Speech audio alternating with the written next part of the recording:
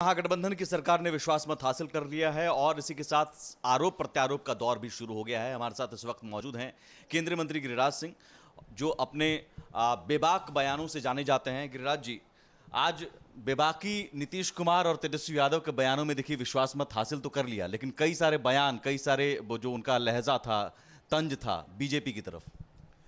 देखिए, बीजेपी के तरफ तंज आज बदले बदले से नजर आ रहे थे। अगर उनको थोड़ा सा याद होता 2000 का, जब पहली बार ओथ लिए थे मुख्यमंत्री के रूप में आरजेडी से निकल करके, उस समय बीजेपी ने तो नहीं कहा।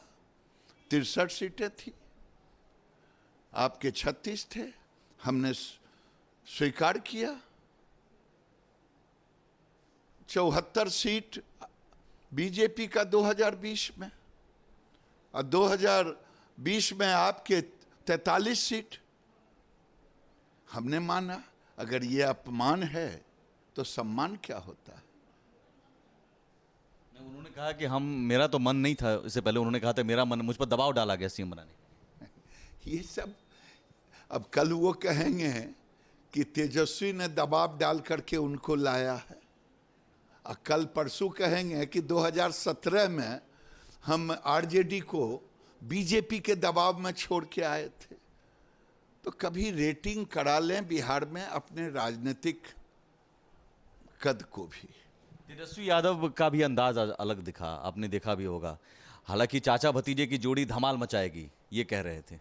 धमाल तो मचाएगी, ऐसा धमाल मचाएगी कि चाचा को जिंदगी भर याद रहेगा, और भतीजा भी उसे लिखेगा, भूल जाएगा चाचा। जिस चाचे को उन्होंने इतना सम्मान दिया, पलटू चाचा कहा, भाई ने इतना सम्मान दिया। सांप केंचुआ बदलता है, भाई साहब नहीं, बड़े भाई ने उनको सम्मान दिया। गिरगिट जैसा रंग बदलने वाला बीजेपी ने नहीं कहा, 13 में जाने के बाद भी नहीं कहा। तो चाचा भतीजा में तो जमेगा ही। बिहार की जनता राजनीतिक दृष्टि से परिपक्व है और गलतफहमी में ना रहें। ये 8 पार्टियां, 7 पार्टियां 2024-14 में निकले थे, 2 सीट आ गया। कहां प्रधानमंत्री बनने जाते, किसको कहते? मैं उसी पर आ रहा हूँ। सीएम मटेरियल तेजस्वी यादव ने ही बताया। अब सीएम मटेरियल की चर्चा होने लगी, पीएम मटेरियल की चर्चा होने लगी। नीतीश कुमार कह भी रहे हैं कि 2024 के लिए वो विरोधी दलों को एकजुट करेंगे। एकजुट करें? एकजुट तो 13-14 में भी था विरोधी दल। उस वक्त पीएम मटेरियल थे, उस समय भी ये पीएम मटेरियल थे। आज तक वो सीएम मटेरियल तो बन ही नहीं पाए। जब मैं ये बात कहता हूं तो मैं बड़ी गंभीरता से, बड़े सम्मान से कहता हूं कि देश का पहला मुख्यमंत्री जो इतने साल तक मुख्यमंत्री रह करके अपने कभी बहुमत में पार्टी को सत्ता में ना बिठाया हो, तो जब ये सीएम मटेरियल बन ही नहीं पाए तो पीएम मटेरियल क्या बनेंगे। सबसे ज्यादा दुख है आरजेडी खेमे में और नीतीश कुमार को। ये नरेंद्र मोदी से इनको नफरत है अभी, क्योंकि नरेंद्र मोदी अति पिछड़े का बेटा है, गरीब का बेटा है, और गरीबों के लिए सोचते ही नहीं है, करते हैं। इसीलिए अब उनको लग रहा है कि अब राज्य में सामाजिक विद्वेष तो हम फैला नहीं पाएंगे। अब तो नेता नरेंद्र मोदी है, जिसके पीछे गरीब जनता है, अति पिछड़े जनता है। इनको सबसे ज्यादा दुख इसी बात का है। पीएफआई जैसे संगठन पनपेंगे, आपको लग रहा है? साहब, उन्होंने कहा, भारतीय जनता पार्टी, आज नीतीश कुमार जी अपनी उपलब्धियां गिना रहे थे। क्या उन उपलब्धियों में आरजेडी का साथ था 2005 की सरकार में? क्या 2010 में 13 तक रहे?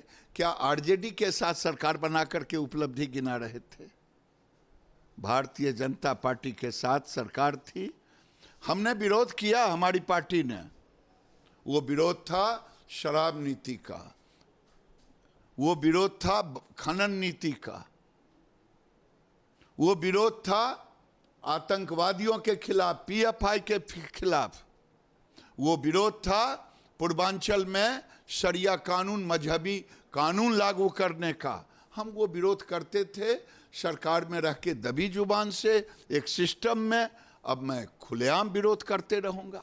गया के विष्णुपद मंदिर में चले गए थे मंत्री, आपने भी बयान दिया, उसे लेकर आरजेडी का कहना है, तेजस्वी यादव का कहना है कि ऐसे ही बोलते हैं, बोलने का काम है।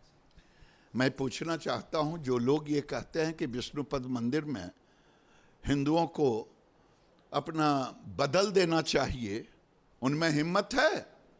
मक्का मदीना में जाके कह दे कि बदल दे? उनको हिम्मत है दूसरे के मजहबों पर टीका टिप्पणी कर दे? इसलिए कि हिंदू एक कट्टरपंथी व्यवस्था में नहीं जीता है, पलता है। यहां तो एक बार कोई मोहम्मद साहब के विषय में बोलता है तो सर तन से अलग हो जाता है। वहां इनको बदलाव नहीं दिखाई देता, बदलाव इनको दिखाई देगा गया विष्णुपद। वो पूरे देश और दुनिया में हिंदू धर्म के लिए मोक्ष का एक धार्मिक मान्यता है, और ये एक संयोग नहीं था, एक प्रयोग है हिंदू धर्म को खत्म करने का, उनके मान्यता का, उनके मंदिरों का को खत्म करने का एक प्रयोग है। कौन कर रहा है प्रयोग? नीतीश बाबू के नेतृत्व में हुआ, और कौन करेगा? नीतीश कुमार गए और उनको लेके गए, ये जानते हुए भी और क्या? कि प्रवेश नहीं है। और क्या? तो ये प्रयोग इसलिए क्योंकि मुस्लिम वोटों का ध्रुवीकरण हो। वोट के खातिर अब जिंदगी भर ये काम करते रहे। अल्पसंख्यक अल्पसंख्यक अल्पसंख्यक के लिए अगर कोई कल्याण का काम किया तो नरेंद्र मोदी ने किया। पूरे देश में अगर आवास योजना बना तो हमने कभी भेदभाव नहीं किया। 33% आवास हमने अल्पसंख्यक के खाते में गया है। हमने कहीं चिल्लाए नहीं। वोट मिले ना मिले, ज्यादा मिले कम मिले, लेकिन ये लोग तो वोट के खातिर अपने धर्म को भी तिलांजलि देने के लिए तैयार हैं, अपमानित करने के लिए तैयार। 80-20 की लड़ाई यूपी की तरह बिहार में भी होगी क्या? जैसे यूपी में योगी आदित्यनाथ ने कहा था कि ये 80 बनाम 20 की लड़ाई है। देखिए साहब, समय आने दीजिए। 2024 किसी राजनीतिक दल के पास कोई वोट नहीं होता है। ये जो 8 पार्टी गिना रहे हैं, वोट होता है जनता के पास में। 2014 में भी मोदी का विरोध कर रहे थे लोग, लेकिन जनता मोदी के साथ था। 2019 में और चिल्लाए लोग, पार्टी जनता मोदी के साथ। और 2024 में भी लोग मोदी के साथ रहेंगे, और ये लोग पार्टियां जुटाते रहें, वोट जनता के पास है। एक आखिरी सवाल, केंद्र सरकार ने उपेक्षा की। आज क्योंकि 2024 की लड़ाई है तो केंद्र को भी बताना होगा, आप भी जाएंगे केंद्रीय मंत्री के तौर पर, कि बिहार के लिए हमने क्या किया। ये कह रहे हैं कि पैसा आपने दिया ही नहीं, या पैसा वापस लौटने पर मजबूर हो गया। मुझे आश्चर्य होता है, एक तरफ तो हम विशेष राज्य का दर्जा और गरीबी की बात करते हैं, और दूसरे तब बिहार के दिए हुए 6000 करोड़ रुपया आपने केवल अपने अहंकार के लिए लौटा दिया। केवल अहंकार के लिए। क्या 14वीं वित्त आयोग में केंद्र के पैसे बिहार को नहीं मिला? 18,000-19,000 करोड़। अरे भाई, फेडरल स्ट्रक्चर है, हम भी सरकार में आप ही के साथ थे। अगर नहीं भी रहते तो भी फेडरल स्ट्रक्चर है, हमारा फर्ज है। मोदी ने कहा है बिहार के विकास के बगैर पूर्वांचल का विकास नहीं। नितिन गडकरी तो उनके मंच पर पुल के उद्घाटन के समारोह में कहा 5 लाख करोड़ का प्रोजेक्ट गिना दिया। ये डीपीआर में है, ये टेंडर में है, ये काम हो रहा है, ये अब पूरा होगा। और माननीय मुख्यमंत्री जी ने नीतीश कुमार को ने धन्यवाद भी दिया। ये आप बदले बदले से नजर आते हैं सरकार। ये जब भी जैसा गाना फिट करा दीजिए वैसा गाना बोलते हैं, अपना गाना तो है नहीं। बीजेपी की 3 जमाइश, ईडी, इनकम टैक्स और सीबीआई, तेजस्वी यादव ने कहा। छापा पड़ा आरजेडी के 5 नेताओं पर और कहते हैं कि ये बीजेपी जब हारने लगती है तो इसी तरह से ईडी सीबीआई का उपयोग करती है। देखिए, ये सारे संवैधानिक संस्थान हैं। एक उप मुख्यमंत्री के लिए ऐसे हल्के शब्द का प्रयोग करना उचित नहीं है। कानून अपना काम करता है। बहुत शुक्रिया। हमारे साथ थे केंद्रीय मंत्री गिरिराज सिंह।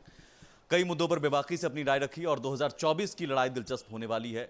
लड़ाई का ट्रेलर अभी से दिखने लगा है बयानों में। कैमरामैन राकेश के साथ सुमित झा, न्यूज़ नेशन।